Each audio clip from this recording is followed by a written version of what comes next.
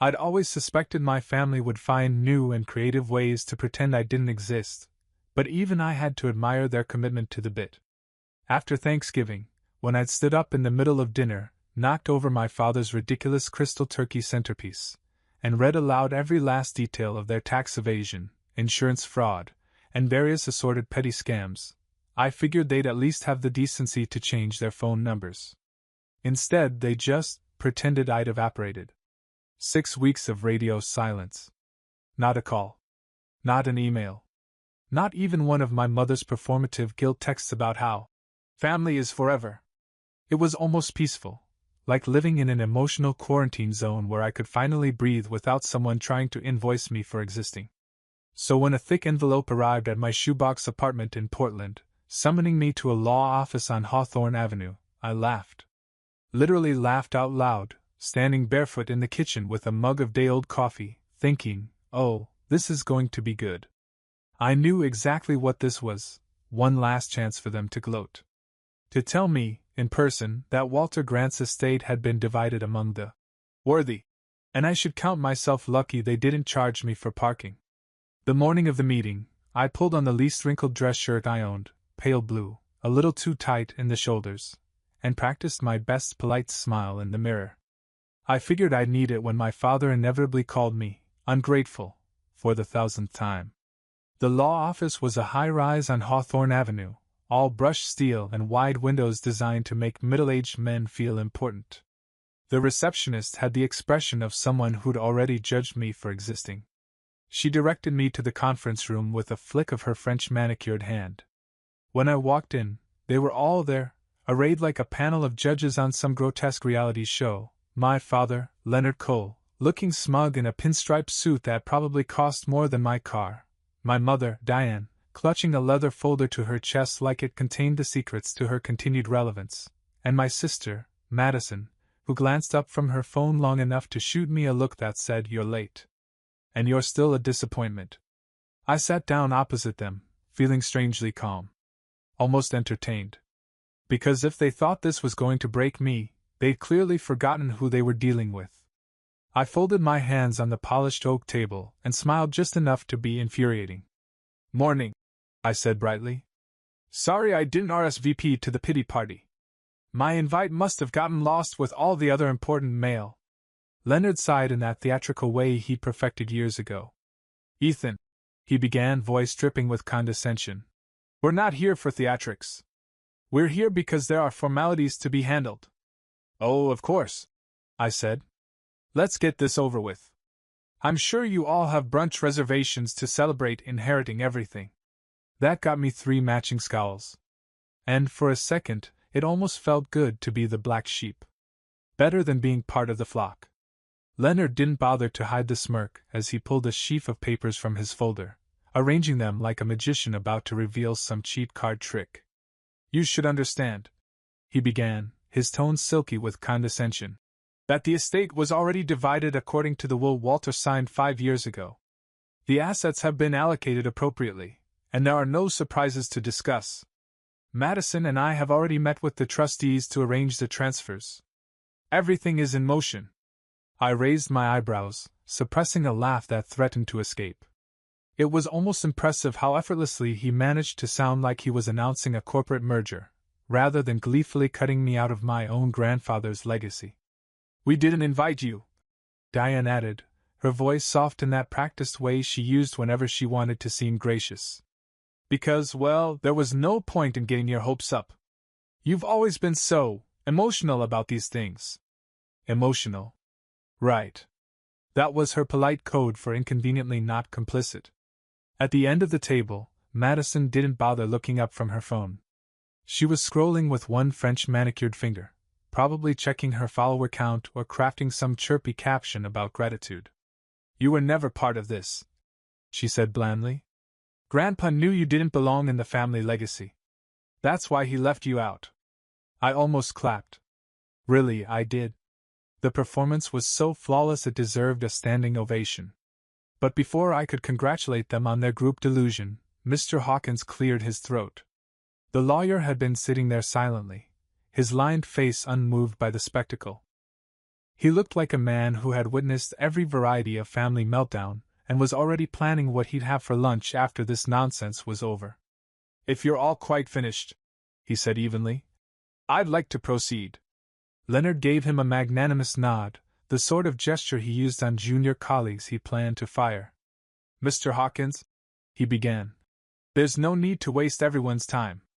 The old will is perfectly clear and—" Mr. Hawkins raised a single eyebrow, just one, and it had the effect of shutting my father's mouth mid-sentence. "Yes," he said dryly. "The previous will was indeed clear. However," he flipped open the thick folder in front of him and withdrew a document bound with a blue ribbon, placing it gently in the center of the table like a grenade no one wanted to touch. "It is no longer in effect." Silence settled over the room so completely, I could hear the faint hum of the ventilation system overhead. Diane's perfectly painted lips parted in confusion. "I'm sorry?" she asked, her voice pitching higher. Mr. Hawkins adjusted his glasses, his expression politely implacable. "6 weeks ago," he continued, "Mr. Walter Grant executed a new will. Duly signed, witnessed, and filed with this office." I felt something jolt in my chest, a cautious flicker of hope. But I kept my face neutral, letting them squirm first. Mr. Hawkins went on unhurried. "At that time, Mr. Grant also underwent a full psychiatric evaluation to ensure there would be no question as to his mental capacity. The report is unequivocal. He was of sound mind, fully competent, and aware of all his decisions." He let that hang in the air, then turned a page with excruciating calm. Madison finally looked up, her face pale. "That's impossible," she snapped. "He couldn't have done that without telling us." Mr. Hawkins didn't smile, exactly, but something in his eyes glinted with the faintest amusement. "Apparently," he said, "he preferred to do it without telling you." I tried not to laugh, but a small, incredulous huff slipped out before I could stop it. In that moment, watching their smug certainty collapse like a sandcastle in high tide, I realized something. Walter Grant had always known exactly what he was doing. And maybe, just maybe, he'd left me something more valuable than money. He'd left me the truth. For a moment, no one moved.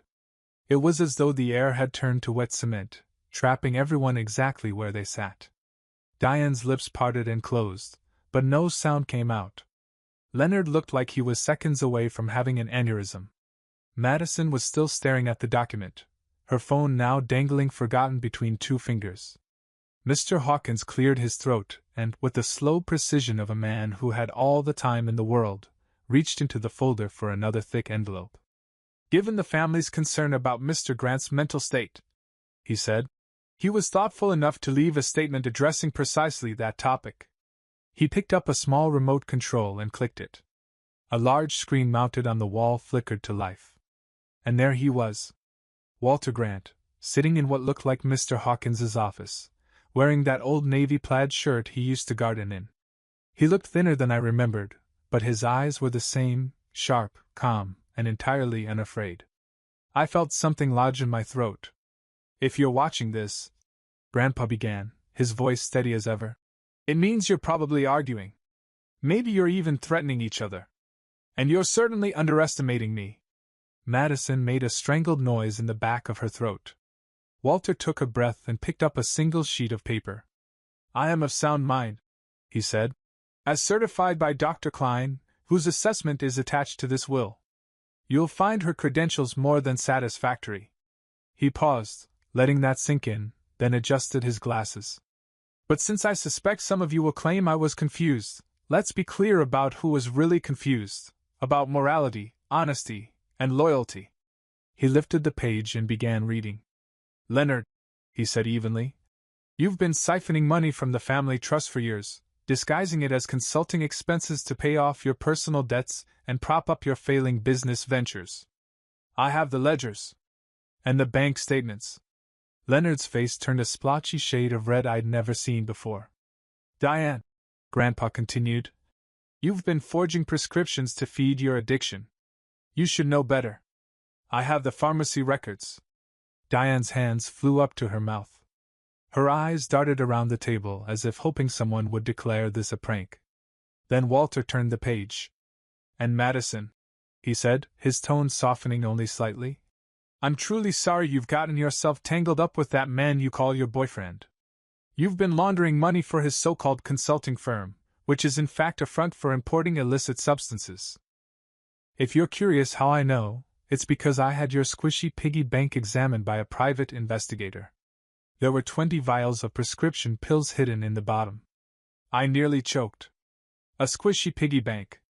It sounded absurd, like a crime committed by a toddler with a credit score. Madison's face had gone a flat, ashen color. Walter set the paper down and looked straight into the camera. There is only one person in this family who never treated me like a burden, he said. Who never asked for anything. Who worked for every scrap of respect he got. That person is Ethan. The air left my lungs. So, he said, I've chosen to leave my estate to him. Not out of spite. Out of gratitude. Because he deserves it. The screen went black. I looked across the table.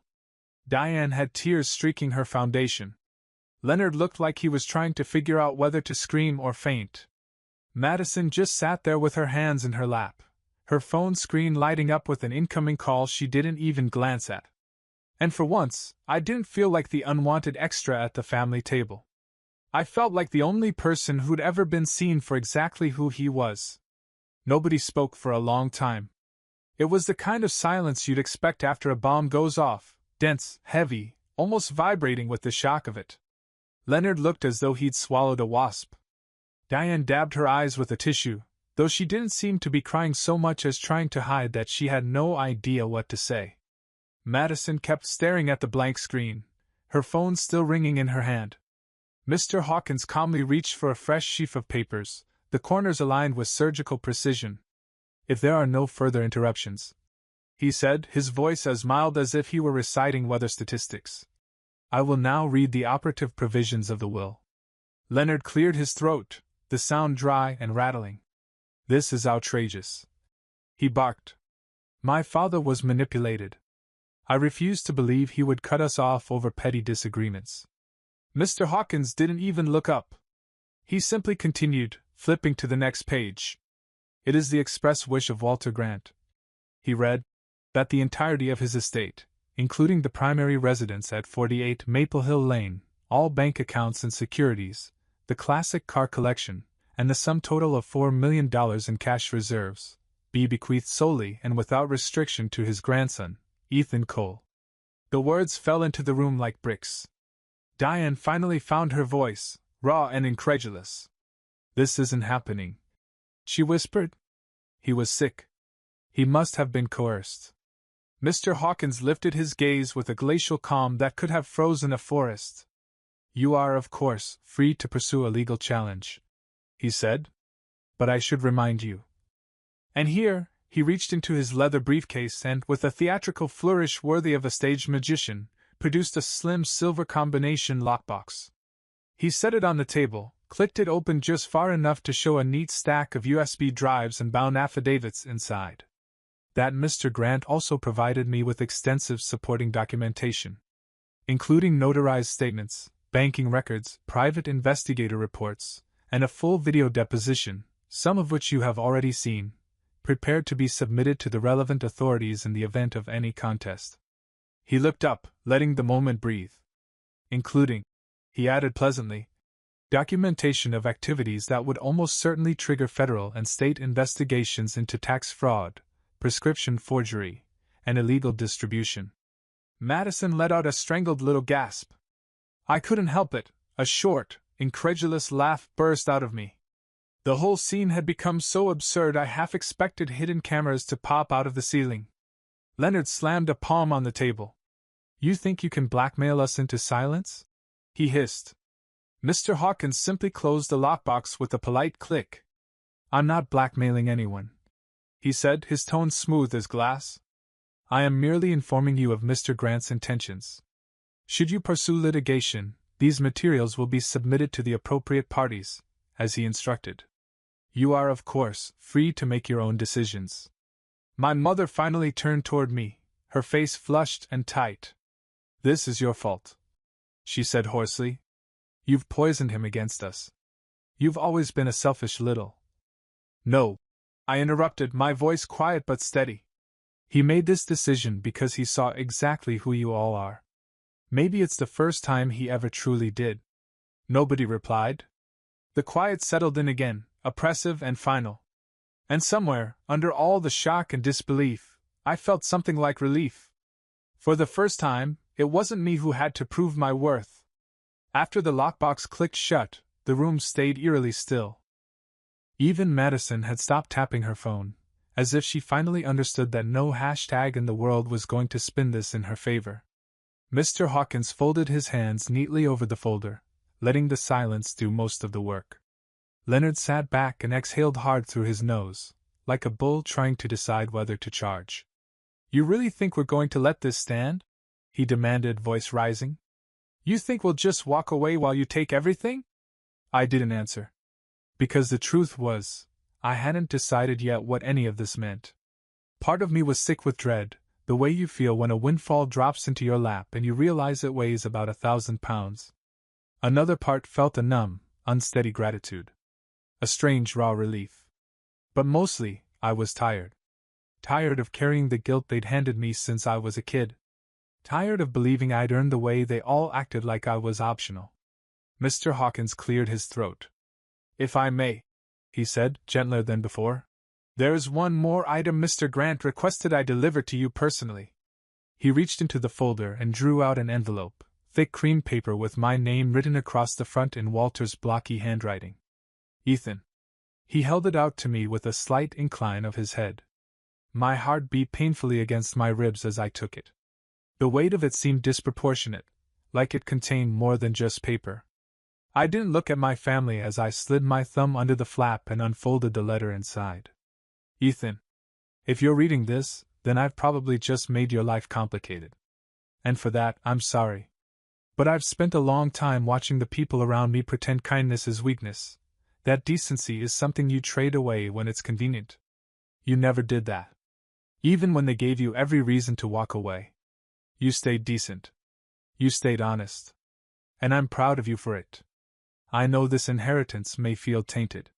But it isn't meant to be an act of revenge. It's meant to be a way forward. Use it for something that matters, to you, not to them. Use it to build a life you can look at without regret. Don't let their bitterness stain it. Let this be a clean start. I love you, kid. Walter. I swallowed hard. When I looked up, Diane was watching me with watery eyes, as though she could still convince me we were all a family if she just looked sad enough. Madison's mouth was pinched tight, and Leonard was shifting uncomfortably in his chair. Mr. Hawkins cleared his throat again, bringing me back to the present. Mr. Grant's instructions are clear, he said. You have every legal right to accept or decline the inheritance. I looked down at the letter in my hand. I could feel Walter's voice in every word. Not scolding. Not shaming. Just trusting. It was the first time in my life someone had given me something without expecting me to pay for it in guilt. I folded the letter carefully and set it on the table in front of me. And for the first time since I walked into that room, I knew what I wanted to do. I took a breath so deep it felt like it reached all the way down into the parts of me that had never gotten enough air. Then I looked each of them in the eye. Leonard. Diane. Madison. They all stared back, waiting for me to flinch or fold. I didn't. If you want any help from me, I said quietly, it's going to require something you've never been willing to offer. Leonard's jaw twitched. And what's that supposed to mean? Honesty, I said. Accountability. If you want me to consider sharing even 1 cent, you will stand up, in front of Mr. Hawkins, and admit everything. The money you stole, the lies you told, all of it. You will own it. Diane's lip quivered. Ethan, please, this isn't the time to. No, I interrupted, my voice steady. It's exactly the time. Madison let out a breathy, humorless laugh. You expect us to confess just because Grandpa made some video? You think you can blackmail your own family? You can call it whatever you want, I said. But if you want help, that's the price. And if you can't do it, that's fine. You can walk away. They all stared at me. For a second, I actually thought maybe, just maybe, they'd say yes. That for once in their lives, they'd take responsibility instead of trying to dodge it. But of course, that was wishful thinking. Leonard's face twisted into something between fury and disgust. "You've always been sanctimonious," he spat. "Always acting like you're better than the rest of us." "I never acted like anything," I said calmly. "I just stopped lying about who you were." Diane dabbed her eyes, but there were no tears left. "You'll regret this," she whispered. "You'll regret throwing your family away over money." "It was never about the money," I said. "It was about respect." Madison stood abruptly, her chair screeching against the polished floor. "You're pathetic," she said, her voice trembling. "Enjoy your little kingdom, Ethan." And just like that, she turned and walked out. Leonard followed without another word. Diane lingered a moment longer, her gaze darting between me and the lockbox on the table. Then she turned and went after them, the door shutting behind her with a soft click that felt louder than any slam. The silence left behind was cavernous. Mr. Hawkins looked at me over the rim of his glasses. "I assume you'd like to proceed with the paperwork?" I nodded. My hand didn't even shake as I reached for the pen he slid across the table. I signed my name. Once. Twice. 3 times. Each signature felt like a door closing, and another one opening. When I looked up, Mr. Hawkins inclined his head, almost like he was giving me a tiny bow. "On behalf of your grandfather," he said, "I wish you peace with this decision." "Thank you," I replied. And I meant it. Because for the first time, it felt like I wasn't inheriting their shame. I was inheriting my own future. I didn't go out to celebrate. I didn't call anyone. Instead, I spent the evening in the old house on Maple Hill Lane, walking through every room. I touched the banister Grandpa used to sand down by hand every spring. I opened the kitchen cabinets where he kept the good dishes he only brought out for birthdays and graduations. I stood in the little den where he'd sit in his recliner and watch baseball, and I felt the emptiness of it all. The money didn't feel triumphant. It felt heavy. Like something I'd have to carry carefully for the rest of my life, or else it would crush me under the same bitterness it had crushed everyone else. In the hallway, I paused in front of the old oak cabinet where Grandpa kept his photo albums. My hand hovered over the brass handle before I finally pulled it open. There were stacks of thick leather-bound books, each one labeled in his neat block letters. Family trips. Birthdays. Little League seasons. My name was written on the spines almost as often as Madison's, though I doubted she'd ever noticed. I flipped one open and ran my fingers over a picture of me at 12, standing next to Grandpa in the garden, both of us holding up armfuls of tomatoes. I couldn't remember the last time I'd seen that photo. I closed the album gently and set it back. The next morning, I drove back downtown. Mr. Hawkins looked mildly surprised when I walked into his office unannounced, still wearing the same wrinkled shirt I'd worn the day before. "I'd like to set up a foundation," I told him before he could ask why I was there. He gestured to a chair. "All right.